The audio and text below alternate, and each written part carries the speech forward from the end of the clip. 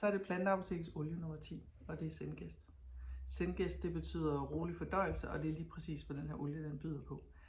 Det er en blandingsolie, eller et blend, som vi kalder det, med 7 forskellige urter og planter i. Og den vil jeg sådan lige hurtigt gennemgå. Den første, det er pebermynte, og den kender I efterhånden ret godt.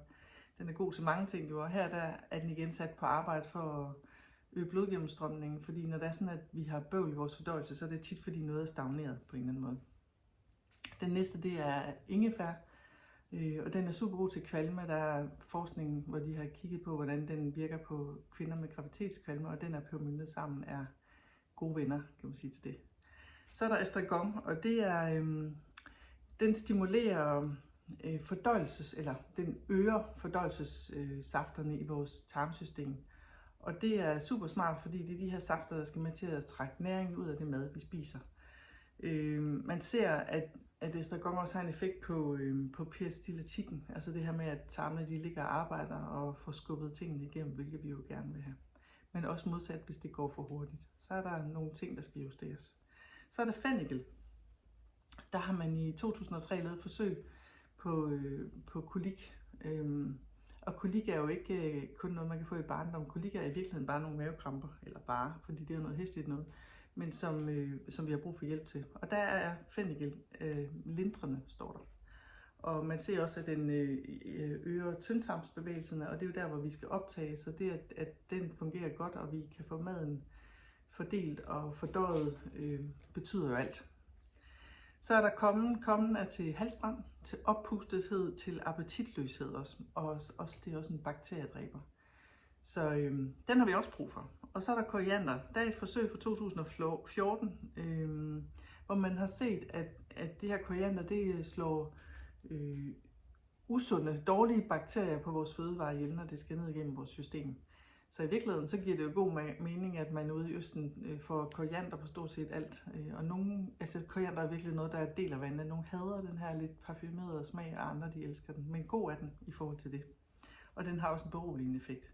Og så er der anis, og anis er en af de olier, der også er med til at mindske det her oppustethed, som jo sker, når der er sådan, at tingene ikke kommer igennem, og gasserne, der er nogle ting, der står ufordøjet dernede, så laver de her gasser, det er også andre ting, der kan gøre. Og så får vi ondt, fordi vi bliver oppustet, og tarmene bliver mast op, og det presser sig i maven. Og man har set også, at anis i sådan en højere dosis, der kan den bruges som krampestillende. Så det er de olier, der er proppet i. Og hvordan bruger vi dem så? Jo, fysisk. Hvis du har ondt i maven, så tager man simpelthen sådan en dråbe af det her Zengest, tager en lille smule andet olie eller creme, og så smører man det bare rundt på maven.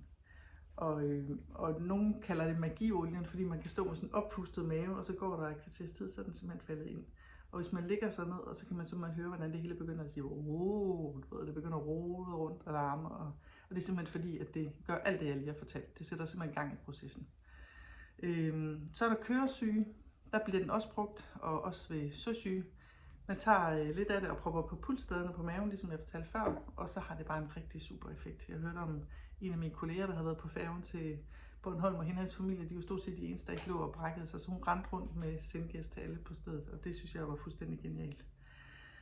Så kan man så undre sig over, at folk ikke bruger det generelt, når man nu har prøvet det her, men sådan er det jo. Der er nogle gange langt fra, at man har hørt om noget, til man tør prøve det. Så er der halsbrand, der smører vi den på brystet her, og man kan også tage en dråbe og hælde i noget vand og drikke det. Det kan også være rigtig lindrende. Og så er der dårlig ånde, det vi snakkede om før, men det var det med mundhygiejnen sidst. Den her gang, der handler det mere om, hvis vi har dårlig ånde for tarmene, så er det også super smart at lige tage en dråbe i noget vand og drikke. Det kan tage den her odør, som kommer op. Så er der det følelsesmæssige, som vi lige skal have med, fordi at vi snakker jo tit om fordøjelsen som det her, vi spiser. Men når børnene kommer hjem fra skolen og siger, at jeg har ondt i maven, så er det ikke altid, fordi de har spist noget. Så kan det også nogle gange være, fordi de simpelthen har oplevet for meget, eller alle de her relationer, man skal fungere i, eller nogle er kede, eller nogle er glade. Og nogle mennesker tager bare lidt mere ind af alt det, de andre har. Så på en måde har de spist mange følelser, også andres på en dag. Og det skal også fordøjes. Og der har jeg oplevet, at Zengest smører den på maven på de her børn, som er sådan lidt for sensitive, eller for fyldt, eller mennesker, som har det sådan. Jeg har også mennesker med en omgangskreds, som smører den fast på maven, når de skal ud være sammen med andre mennesker. Og det er den simpelthen genial til. Og jeg tror, for mig det er sådan lidt en hjertesag, at vi begynder at begribe, at den her mave, det her sted, hvor er det 70% af vores immunforsvar sidder, det er noget, vi skal passe på. Og vi skal ikke bare sige, at det er normalt at have ondt i maven, for det er det ikke. Det er ikke meningen, vi skal gå rundt med det. Så gør noget ved det. det var det. Der var lidt om selvkast. Håber, det giver mening. Tak for det.